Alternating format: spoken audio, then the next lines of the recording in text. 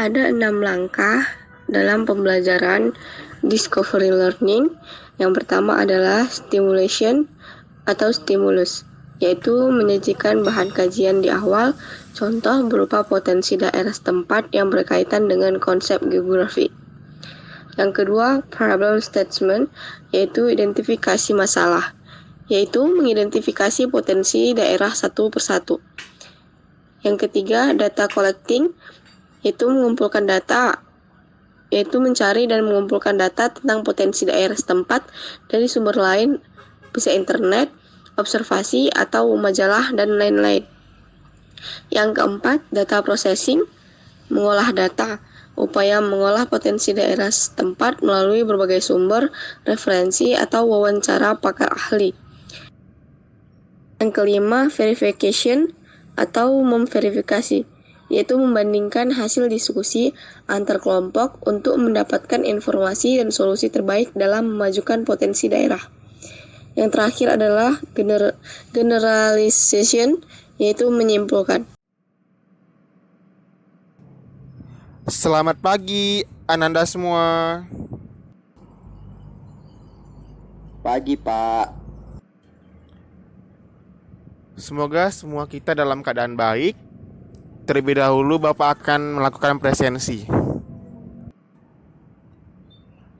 Materi pertemuan ini kita akan mempelajari kontaktor magnet. Pada saat kelas 10, Ananda semua tentu sudah mempelajari instalasi listrik penerangan. Salah satu komponennya adalah saklar. Apa fungsi saklar, Ananda semua? Saklar berfungsi untuk menghubungkan dan memutuskan arus listrik menuju lampu, Pak. Iya, bagus dan tepat sekali. Saklar berfungsi sebagai alat untuk menghubungkan dan memutuskan arus listrik yang menuju lampu. Namun, berbeda dengan instalasi motor listrik, di mana bebannya adalah motor listrik AC. Jadi, kontaktor magnet ini adalah saklar untuk menghidupkan dan mematikan atau menghubungkan dan memutuskan arus listrik yang mengalir ke motor listrik. Begitu. Kompetensi dasar yang akan dicapai pada pertemuan kali ini, yang pertama, menjelaskan fungsi kontaktor magnet.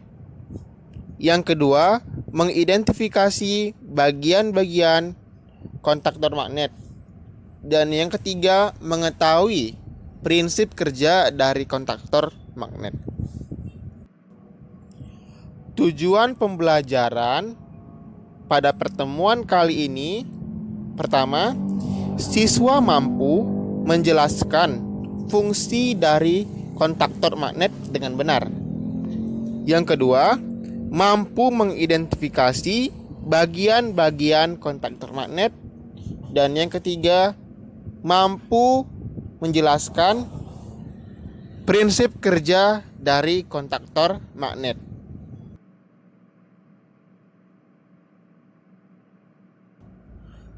Setelah Bapak jelaskan tadi materi mengenai kontaktor magnet, selanjutnya Ananda semua membuat pertanyaan untuk kita identifikasi.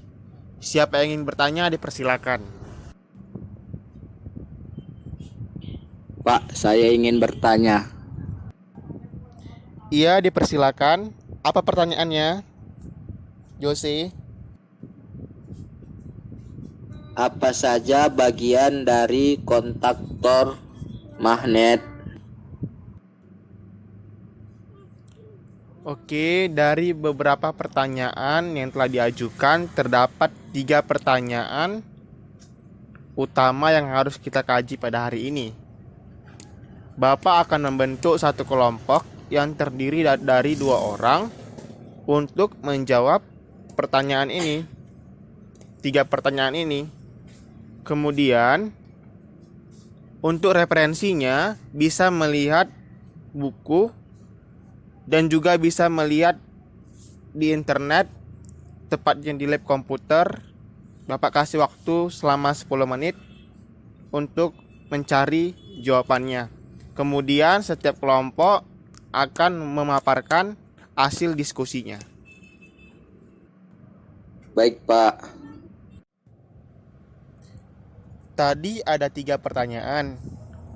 Aku mencari nomor 1 dan 2, dan kamu mencari yang nomor 3. Oke, aku akan mencari nomor 3, lalu kita satukan jawaban kita ya. Setelah tadi berdiskusi, silakan kelompok 1 membacakan hasil diskusinya untuk menjawab 3 pertanyaan utama tadi. Baiklah, saya akan menjawab pertanyaan dari teman-teman semua. Yang pertama itu, apa saja bagian-bagian dari kontaktor magnet? Jawabannya adalah, dari hasil diskusi kami, bagian-bagian dari kontaktor magnet itu ada 3. Yang pertama itu ada kontak bantu, yang kedua itu ada koil, dan yang ketiga itu ada kontak utama. Selanjutnya, pertanyaan kedua, bagaimana simbol dan konstruksi dari kontaktor magnet? Jawabannya sebagai berikut. Kemudian yang terakhir itu, bagaimana prinsip kerja kontaktor magnet? Jawabannya adalah, kontaktor magnet bekerja berdasarkan prinsip elektromagnetik yang tercipta pada kumparan atau koil yang terdapat pada inti kontaktor. Kumparan ini akan bekerja dan menciptakan gaya magnet jika dialiri arus listrik. Kemudian, gaya magnet inilah yang akan menggerakkan atau menarik kontak-kontak yang ada pada kontaktor magnet tersebut. Terima kasih. Selanjutnya, silakan kelompok 2 kemudian kelompok 3 untuk memaparkan hasil diskusinya. Dari hasil pemaparan masing-masing kelompok sudah bagus, namun Bapak perlu menjelaskannya juga agar Ananda semua paham. Kontaktor magnet adalah komponen yang berfungsi sebagai alat untuk menghubungkan dan memutuskan arus listrik yang mengalir ke beban berupa motor listrik. Kontaktor magnet bekerja secara elektromagnetis. Pada layar slide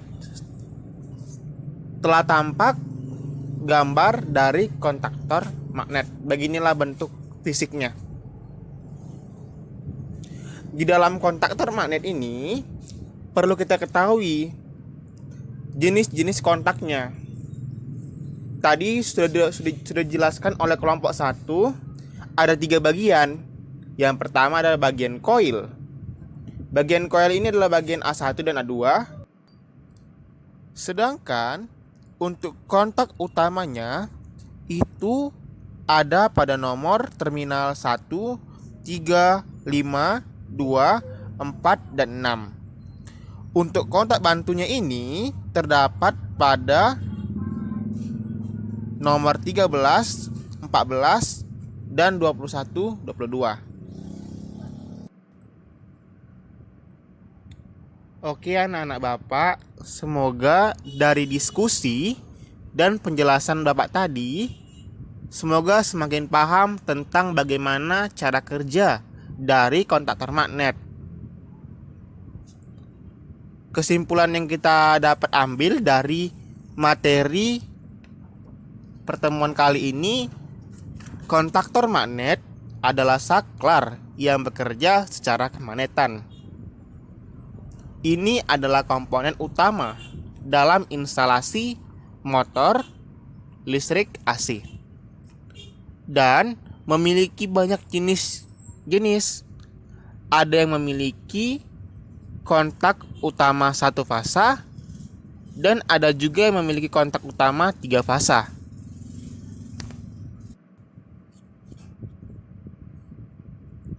Pengaplikasiannya, kontaktor magnet ini bukan hanya pada motor listrik, namun juga pada lampu penerangan jalan dan lampu rambu lalu lintas. Oke, sekianlah materi pada pertemuan kali ini, Ananda semua. Untuk pertemuan selanjutnya kita akan mempelajari bagaimana cara pemasangan kontaktor magnet pada rangkaian dol. Jadi, dipelajari terlebih dahulu agar mudah untuk dipahami untuk pertemuan selanjutnya. Baik, Pak. Sekianlah pembahasan materi kita pada pertemuan kali ini. Semangat belajar dan selamat siang. Selamat siang, Pak.